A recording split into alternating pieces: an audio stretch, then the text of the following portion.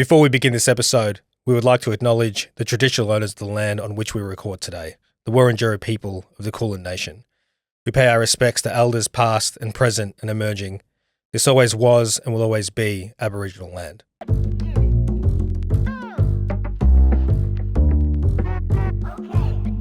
Welcome to today's episode of the podcast. I'm going to start with an acknowledgement to country, and then I'm going to talk a bit about what we're doing here today, who you are, remind people who you are over there, and then we'll get stuck into today's episode. Very excited to have you here, Simon, and to talk about what we're talking about today, so welcome.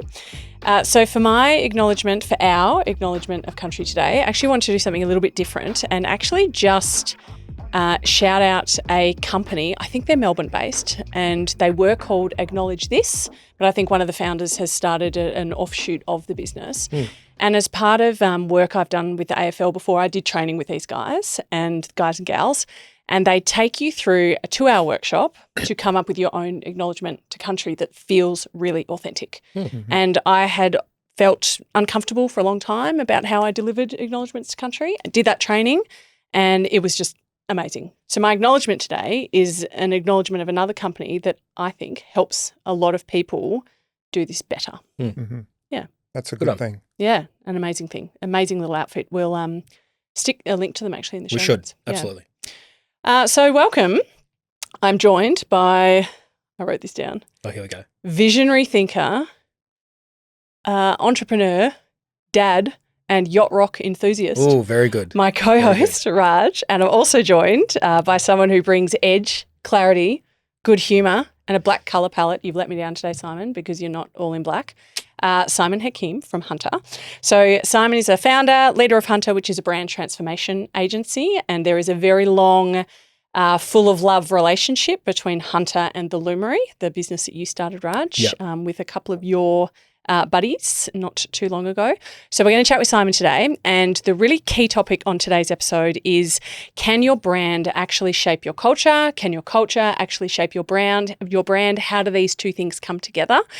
And I think one of the key things I really want to touch on today, and for me to learn about, because there's quite a lot of new stuff in today's episode for me, is, what if your brand is telling the world one thing, but your staff and the culture is painting quite a different picture. Yeah. And so today's episode is really for anyone who has experienced the glossy rollout of a new brand or a new website or whatever for the outside world, and they might be in their heart of hearts looking at it going, that's not really how it feels around here. So I'm going to throw to you, Raj, to just pick your brain on what was the inspo for this session, and then let's throw to Simon and get an intro from you, Simon. And we'll talk about the kind of history and the work that Simon and I and Hunter and the Loomery have done together. But I was thinking a lot about, and have been thinking a lot about, the role brand plays in building culture and the role it plays in driving and supporting, internal teams to kind of gravitate around a common purpose, and how that works around motivation. So forget the external view of the brand and what that looks like to a customer, but what does it do for the inside the organization? And I was listening to a podcast by Jim Stengel. It's the CMO podcast, and he had one recently. I think it was titled something to do with brand, or the role of brand and purpose. Anyway, the CMO of Ford Motor Company, Lisa Matarazzo, said this, and it has just stuck with me. And I'm like, we're going to do an episode on this. So I'll read this verbatim. I think it was Lisa, not someone else. Hopefully I'm not getting that wrong. So this is her. Nobody is getting out of bed every morning and saying, I'm so motivated to sell another product. It's the purpose that powers the people then power the performance, and the performance then powers the possibilities. So the starting point has to be the codification of your ethos. And I think about what we were doing at the Loomery and what we were doing together, Simon, and whether or not by design, by just the natural wave that we rode. When we talk about brand, what we were actually doing was codifying us and codifying what we stand for, and turning that into words and images and things that people could tangibly hold on to. So yes, I wanted to do a discussion and a pod on this, and obviously bring Simon along. So before we dive in, Simon, maybe you give a bit of a deeper intro into kind of what you do, what you've been doing. You've worked with many, many brands over the course of your career. You've survived working with Raj for a long time. You make me look old, which I am old, right? So, I wasn't going to say anything. Yeah, you were saying it. It's interesting because I actually come from engineering. I have an engineering background. I came from mining, a corporate didn't know that. world. I did No, not know you that didn't. either. But we just found out some stuff about you guys as well. Yeah, So, yeah. you Like know, civil engineering, like roads and I bridges I and was in electrical, but we were in mining, and I actually trained to be an electrical design drafts person. Huh. So try and say that quickly at a Yeah, party, yeah. and then watch everyone walk away. it's no worse than telling people you're a psychologist at a party. So I Let me- think that's ya. interesting. Let me tell you That's that. interesting. So that was the start of my career. I fell in love with advertising and marketing, and engineering really wasn't for me. I didn't get it. But the discipline of logic and thinking, and the fact that it was quite collaborative, you could come together. So if you're a electrical engineer, you still need to deal with civil and structural and all these other different people, which was pretty awesome. And it was around coming together to solve problems, and I got that. It just wasn't for me. Yeah. So I fell in love with marketing, and I went back to uni, did a marketing degree, and worked in advertising and media, and then moved to branding. So that's my What background. a journey. Yeah. Simon, can I ask you a really random question? Yes, you can. So you've come into the field you're in now, which I'm really keen to hear way more about it and what you do and how you do it. I've often found people that come into their current role from a completely random world, they often borrow problems from that industry or sector and apply them in such interesting, creative ways, and they just think about things in different ways. Is that you? Has that been your experience? Yes. Yeah. I remember applying for marketing at RMIT, and they said to me, "What has engineering and mining got to do with marketing?" I was like, "Why not?"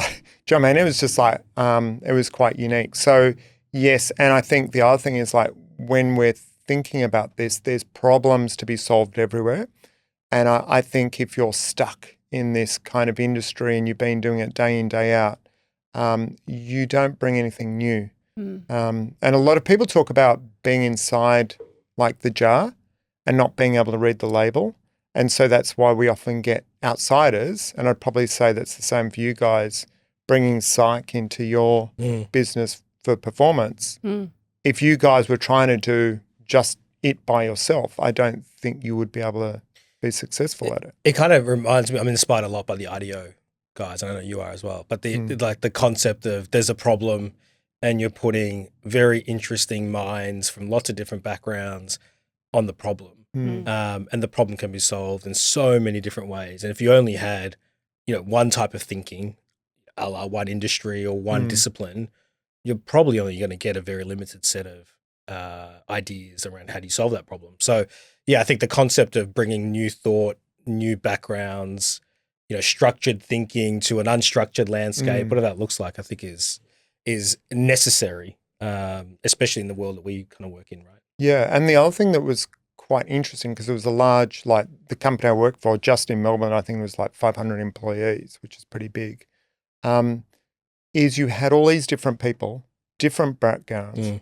come from everywhere all over the world, had worked all over the world, and were using technology at the forefront, right? So technology in order to connect people to solve problems, like particularly mathematical problems, was phenomenal, right? It was just, and then also to use common sense. Like I went to Weipa for 3 months, and there was my famous story was there's this ship loader, and people are like, what's a ship loader? It's this gigantic thing that loads bauxite onto ships, like a huge conveyor. It had fallen into the water. Oh, geez. And this thing's massive. Think of a really tall building has fallen into the water. And the water is shark infested, got stingrays, snakes, everything you can imagine, far northern Queensland. And this guy, all he does is travel the world and problem solve. And his thinking is like, how do I get this thing out of the water? And he used like Egyptian, correct me on this, but tables, water tables. He tied these ropes and it literally pulled itself out. Yeah, right. Like phenomenal. Like it was, I think it was So like cool. 2:00 in the morning or something. And it was just like the tides were right and everything else. and this thing. Now, I think that is a great example of creative thinking and, thinking completely out of the box. And this guy, that's all he does, go around the world and solve these problems. Yeah. And that got me really excited about what I wanted to do in my career change. So maybe let's talk about how we met quickly, because, codifying our ethos is not the brief I gave you when we first met. No. And, we've been on a bit of a journey, but actually maybe tell the story of how we did meet and what I was searching for, and then where that kind of, Sure. took us. Usually they come in the form of an email. And the email says, I need help with a logo or a website, or, this week it was a brand book. So it was one of those emails. Yeah. And essentially what is being said in the email is like, hey, we've started something. It's starting to get traction, but it doesn't represent who we are now, right? So if you remember what you showed me, the reference was like all about luminaires, and it was like lights and and I was like, my God. And you're working with these sorts of clients, big corporate clients, and you're showing this shit, it's just like. I haven't seen any of these materials. Are they still around? Have you got them, Simon? There's a lot of stock photography, a lot of play on the word loom. It was horrible. Were there any lighthouses? No, I don't think so. Oh, you know what? I reckon there's an original logo design somewhere with the lighthouse. Anyway. But talking about tying that back to culture and then going to see your workplace, your office, and it was a co-working space, and Raj is trying to gather chairs. There was like all random chairs and shit everywhere. And I think one of the chairs had no wheel on it. It was just kind of. That was a test chair, Simon. So bad. And I was like, in my head, it's like, dude, you've got to get out of this place. And this goes back to culture. Like, you've got great people, great clients, but you've got to get out of this place because it's clearly not representative of who you are, where you're going, and the type of clients you want, right? So, did you have a moment, Simon, where you're like, I'm not going to work with these clowns? No, or were you like, I see it as an opportunity. I think this is when we look at projects, it's like, can we actually add any value? Can we help? And are they willing to change? And, I've said this before, that when a CEO or a founders or leadership teams are really involved, that's when the change happens. Yeah, and I think to provide the additional color on what we were looking for. Simon's right. I was looking for the next iteration of, the execution of brand, website, style guides, PowerPoint templates, whatever. And I was getting quotes around Cremorne because that's what the office was at the time. And I don't know how I found Hunter, but the thing I was intrigued by was that you guys were very focused on kind of helping scale ups. You were helping businesses kind of rethink themselves, especially if they've been in business for a while. And that just felt a little unique. So you were probably the outlier of everyone that I reached out to. But the first conversation Simon and I had when I was like, I want these, these creative outputs. And Simon was like, well, you're growing, a couple 100% year on year. You've got great talent. Your people are joining the business. There's amazing customers. What's the problem? Like, what are you looking to change? And I felt like that was the start of a, years of partnership, because no one else had actually asked that question. Everyone else said, what's your budget? And when do we need to do the work by? And so I'm keen to kind of come back to this kind of quote from Lisa, right? Like this codification of the ethos and how powerful purpose and then the kind of execution of that purpose when it comes to brand plays a role. Like, are you talking to your customers about the internal cultural impact around the work that you're doing? Like, are they seeing that opportunity? Are you driving that opportunity? Yes. Yeah. What I have this sort of mental fight in my head all the time about what is brand, and most people are like very executional, and often we come across companies that they're transactional, they don't have strategy, and it's not tied back to why you show up each day, right? And so it's stuck in some kind of outward thinking. Our website, says all the right things, but then you go into the place and it's not feeling the right thing. It's not. And when we walk in or when we have those conversations, we can see that, and we can feel it, we can hear it. And I think the process also, when you interview people within the organization, you get to unearth what's actually going on, right? And one thing that I, often say when I talk to people is like, if I say that I'm funny, right? And I am funny, like, let's face it. Who says? Yeah, exactly. So it's just like, I can think that I'm funny, I can pretend to be funny, but ultimately, internally, it's the people around you. They'll go, that guy is not funny. And your external audience, that guy's definitely not funny, right? So there's this mismatch, and it doesn't matter what, of course, you've got to have the upper hand and drive what you actually want to do and achieve what you want to do and have that narrative. But if it's not true to you and not true to your people, then it's just BS, really. So what would you have done then, Simon? Let's take the Lumery case. What would you have done if you'd been like, yep, I'll come to your office, I'll chat with people, I'll get a sense of like what it's really like, what's happening in the invisible, all the unsaid things. If you do that and you do notice a real mismatch, but, a founder or a CEO might be like, yeah, we do this and here's our values. What do you do next? I think we will try to shift the thinking. It has to be driven by the leadership teams and the founders. And if they're not on board, it's not a right fit for us. So I think those conversations in the early days, we're trying to unearth, one, can we help? Anyone can do branding, right? Let's face it, there's a dime a dozen you've spoken to them that can do, your logo and website and all that sort of stuff.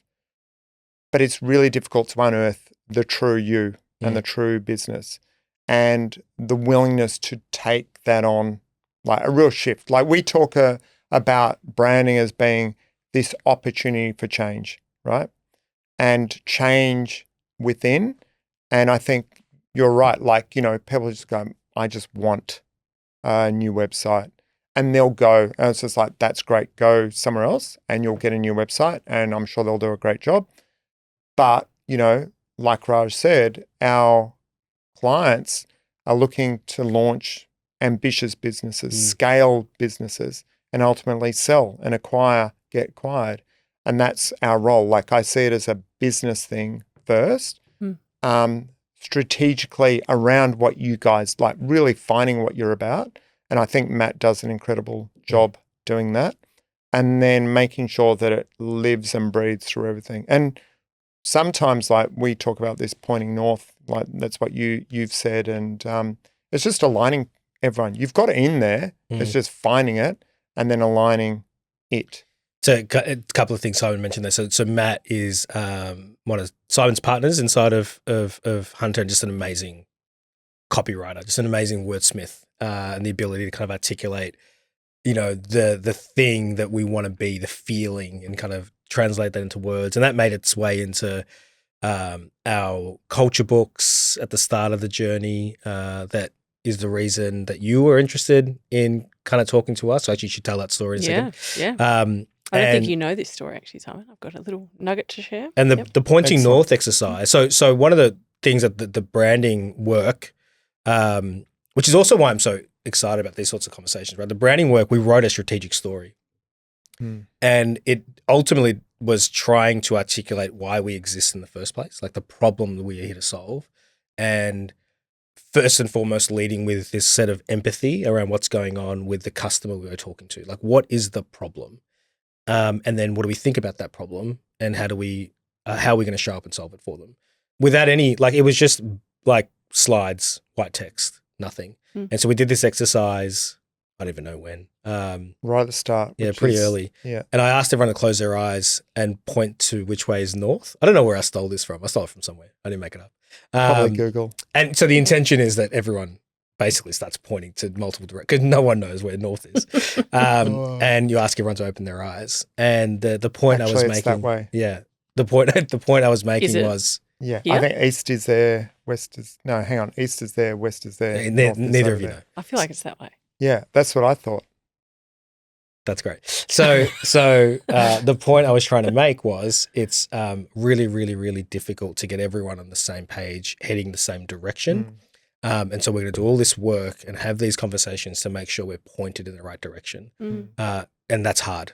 That's really hard to do. So very quickly, one of the things that did get me really interested in the Loomery to start with, I was working for a consultancy beforehand, and an amazing previous colleague of mine had started work with the Loomery, and she handed me this handbook in our office as she was leaving for another role, and she's like, here's one of the clients that I'd like to hand over to you. Shout out to Electra. Shout out to Electra. Yeah, Electra was great. She's Yeah, phenomenal. She's awesome. Yeah. So she introduced me to the Loomery via this kind of handbook was the first thing I saw. And it's like a flashbulb memory. I can remember where I was standing in the office, just looking at it going, this is incredible. What is this? Who is this? Who are these people? And my focus was really drawn to really like attention to detail and a clear focus on excellence. And they were two of the things that I was like, I really want to find out more because they're like, this is really speaking to the kind of stuff I'm interested in. But just to come back to what you were just saying just then, different world when it's a startup, early days, you're building it from scratch, you've got total control. What about, this idea of pointing north? What if you're working with a massive, global organization and you're going to have lots of people who are not all pointing in the same direction, people that don't give a shit maybe to be pointing in the same direction? How do you approach this, Simon, when you've got, a huge brand that comes to you or a brand that is having to, for whatever reason, go in a different direction? What do you do when it's a bigger client? It's interesting because some of those big clients take 3 to 4 years to shift, right? The way that I think about it is like if you've got a new coach of a footy team, right? He can't come in and win a premiership first year. It takes time. He or she. So he or she, correct. So you need to work within that sort of time frame because a lot of people think you will like, I want this ASAP, right? It's like there's a process. And I think the other thing is like what we see, and I'm sure anyone in leadership positions in any company, I'm kind of big on the line. Here's the line. Here's where we're going. If you don't want to join us on that journey, feel free to step off, feel free to go your way, right? Which is absolutely fine. But once we kind of set the direction, we're hoping you will buy into this, right? So if we're sensing that it's not going to work from those initial days, we just know, like again, with those early conversations that we have with clients, it's all about fit and are they open to change and will they actually change, right? Because a lot of people say they want to change, but they're scared of it or it's. Look, I do think there is there's a translation of this, for teams. So there'll be a lot of people listening who are not running the business, right? Hopefully they're listening. But they run teams, large teams, whatever it might be. And I do think if I kind of strip away all the startup founders, business, whatever, it's like, what were we doing? We were kind of setting a vision and a strategy and a path forward. We were codifying us into words and into behaviors that then ended up as like a t-shirt or a piece of merch, but that meant so much more because people could see themselves in what we were creating. It wasn't just merch for the sake of merch. It was a visual expression, a tangible expression of us. And that's any team, that doesn't have to be the whole business or, the Correct. global company. It could be the marketing team or the digital team. Or it can be a business within a business. Absolutely. Right? And there are, so many of these large organizations are cultures within cultures.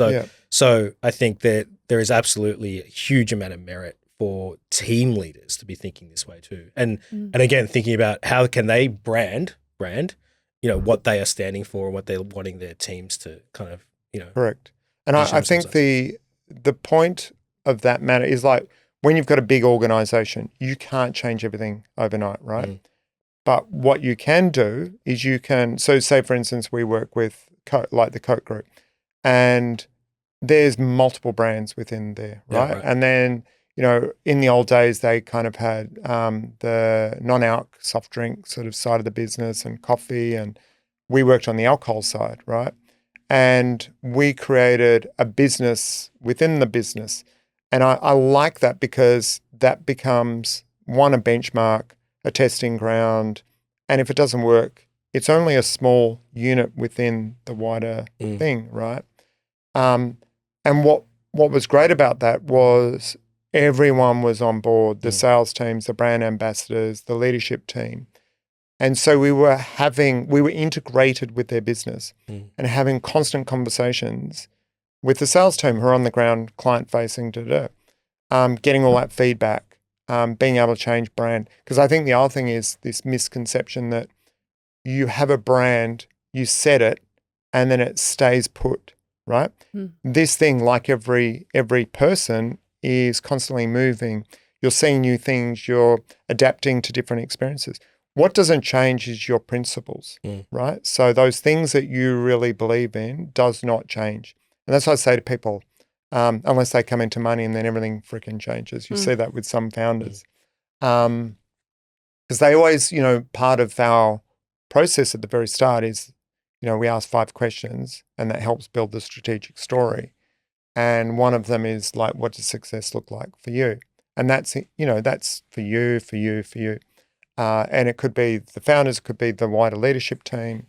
And it kind of just brings everyone together to go, hey, this is what we're aiming for. And then, what's stopping you and what does losing look like? And they have an impact on the business. It builds the foundations. But I can tell you, if we did that 3 years' time, another 3, It'll be different. It will be different, Totally. but those principles will be the same. I'm an honest person will be the same. I like to have fun will be the same. Yeah. Right?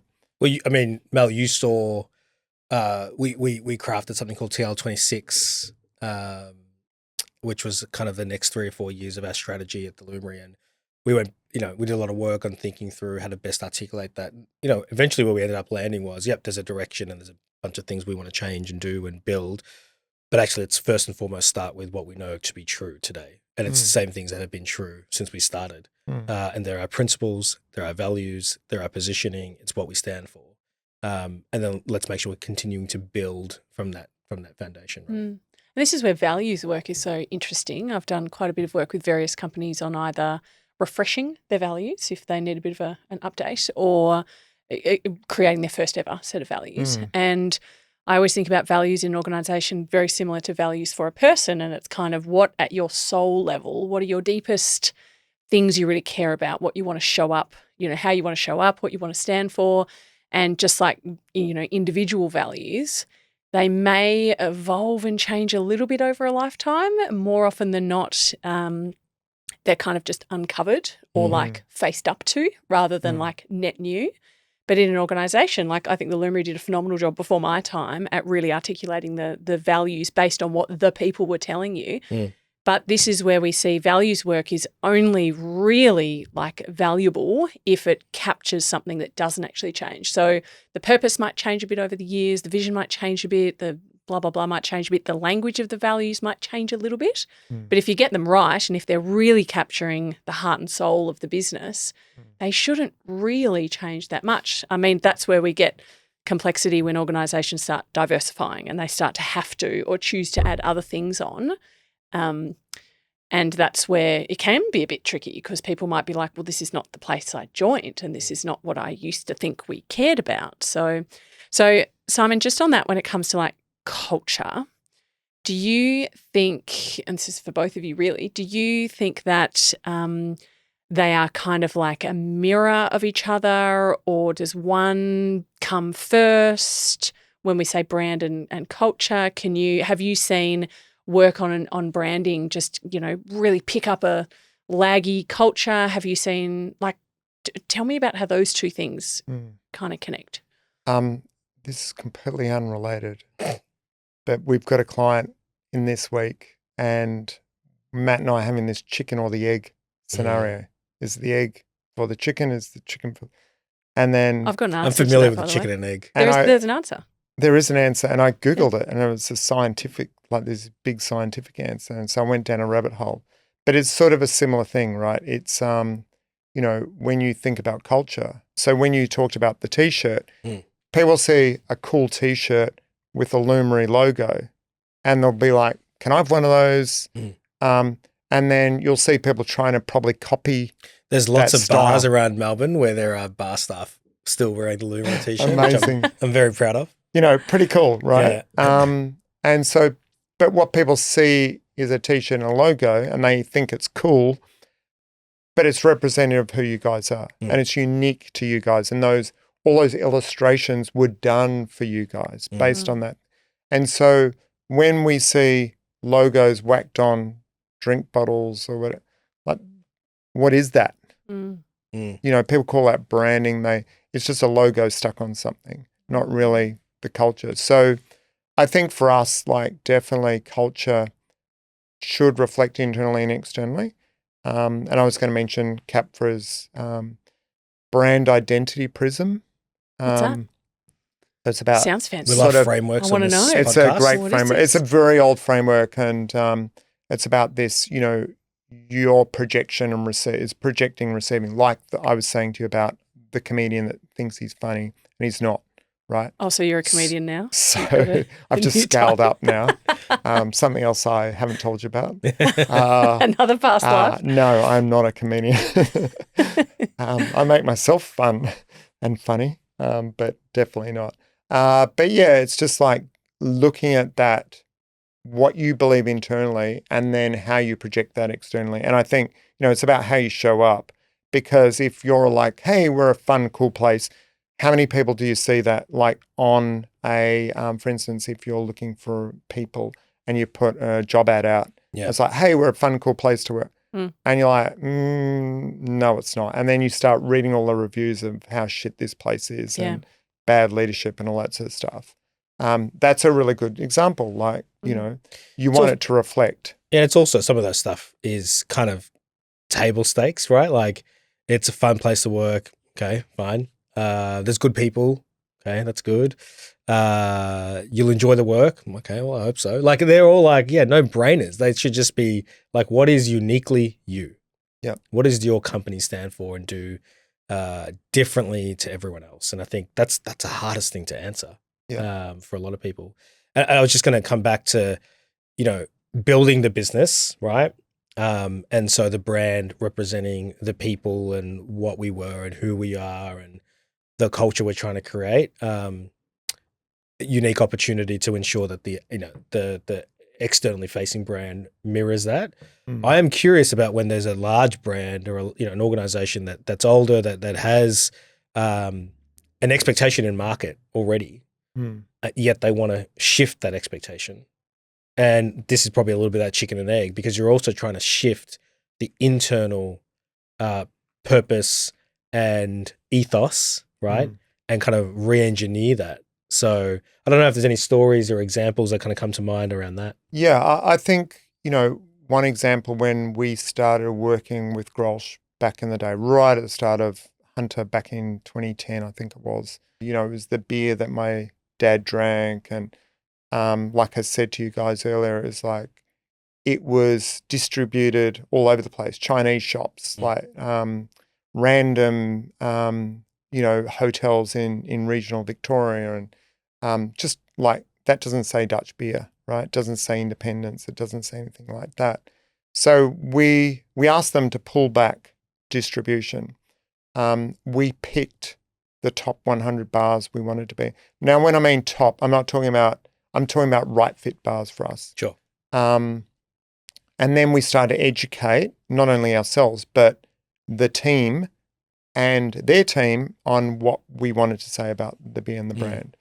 And then we matched that with credit. And then we got in and out on the road and met people and hung out at parties and stuff. And really, we slowly, I think at the time, they were like, hey, we're going to give you $1 million. And it's like, we don't need that. We need like 60,000, and we'll do a seeding campaign and we'll slowly build this up. This is a 3-year thing, right? And he was shocked. It was just like, hang on, and I was like, yeah. So it kind of started that process of, how do you shift this brand, do the right thing, right? If that was someone else, they probably would have done a TBC or, great, this is a big brand. And they were doing it overseas, and it was rubbish brands. And I think, if going back to the leadership team, and then, the global team said, okay, we're willing to do this over your side of the world. And then they started to see the shift and the change and the fact, you've got to realize we're up against Beck's, we're up against Heineken, Right. who outspent us, right? So why would we compete directly against them? Yeah. So let's find our own little place that we can play. And if we are going to play the independence, like, let's be with independent people doing interesting, independent things. Yeah. Right? Yeah. Yeah. Interesting. I think one of the things, just listening to you talk then, Simon, is just this importance of like good fit with the client and working at like a natural pace and making sure that it's, not just producing something for the sake of having an output and accepting a check and moving on, but like genuine, I introduced you at the start, Simon, as Hunter is a brand transformation agency, and transformation, proper transformation is not happening in a quarter. Yeah. So I love that story because I think it can also be really hard for companies to take that leap and that kind of trust and, to know that you know what you're doing and it is going to take time and creativity is going to be involved, and just hold that space and let it unfold because it will if it's a good, fit. So I feel like we could talk for ages, but we are running out of time. And No part two? Well, I think The audience will be the judge of that. Yeah, I know, exactly. I was going to say. We want to see lots of likes and shares, guys. Well, actually, that's exactly what I was going to say next, Simon, as we do wrap up, because, it's been awesome having you on and talking about brand and culture, and I feel like we've just scratched the surface. I've got another like 10 to 20 questions that I'd love to ask. So I think this is a really fascinating topic that we can absolutely continue. For folks listening, watching, apparently people like us on YouTube more than Spotify. I think they like looking at. Is that right? Yeah. Yeah. Just- Okay, there you go. Just looking at the, I don't know. What are we putting that down to, sorry? Fashion? Maybe. Yeah. It's a cardigan. Fashion? It's the cardigan? Wait till they see this. Your cardigan or my cardigan? Simon, you had a I had a sensible jumper on, before. and then it was hot in here, so. Well, maybe we can ask the viewers if it's the cardigan, capital T, capital C. Are we taking feedback on clothes now too? I'll add this to my list. So for people listening, we would love you to keep following us, like, subscribe, all of those magical things on the socials. And we've also had a number of people already email us lately with use cases, stories, curly questions, which is amazing. So we've already got a couple of topics lined up that we want to dive into, which amazing. So keep sharing your stories, your use cases, and we're really keen to hear other amazing guests. So nominate people that you want to have us to have on the podcast, or if you think you would be a great fit, we'd love to invite you on as well. So that's it. Thank you, Amazing. Simon. Thank you. Thanks, Simon. That's great. Thanks for I being can't here. wait to see it. And thanks to your audience. I recommend listening to this at late at night, just on Spotify. Listen to my voice. I'll put you to sleep. I promise. So I will end on one funny note, Simon, that in my house, our podcast is known I've heard. as The Sleep Story. My 8-year-old listens to sleep stories at bedtime, and now he asks me, Mummy, can we have the sleep story? The It's a dulcet podcast. tones of Very Ellen nice. Raj. So now we add Simon into it. Good So- night. Very nice. Good night. Good I love night. it. Thanks, everyone. Thank you.